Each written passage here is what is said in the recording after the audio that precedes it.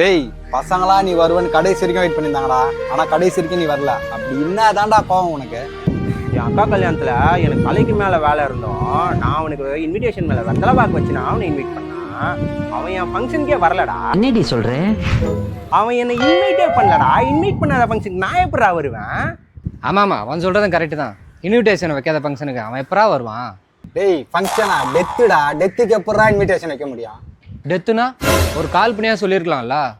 அவன் தான் பைத்தியகார்த்தனமா பேசுறானா? நீ செத்ததே அவன் தான்டா. அவன் சாவைக்கு எப்படா அவனே கால் பண்ணி பேச முடியும்? பைத்தியக்காரனா? அவன் செத்துட்டான்னு தெரிஞ்சவனே பதறி போய் 10 தடவை கால் பண்ணனா பைத்தியக்காரன். நான் 10 தடவை கால் பண்றேன்னு தெரிஞ்சும் அவன் அட்டன் பண்ணாம ஆட்டிடியூட் காமிச்சானே அவன் குட் பைடா. குட் பைடா. இவன் சரியான பைத்தியம் இல்ல, சரியாகாத பைத்தியம்டா. சரி விடுறா. என்ன இருந்தாலும் வந்த காலை தான் அட்டன் பண்ண முடியல. இவனாவது ஃபோன் பண்ணி பேசியிருக்கலாம்ல. நைட் டியூட்டியா இருந்தாலும் சாயந்தரம் 5 மணிக்குள்ள வீட்டுக்கு வரணும்ல.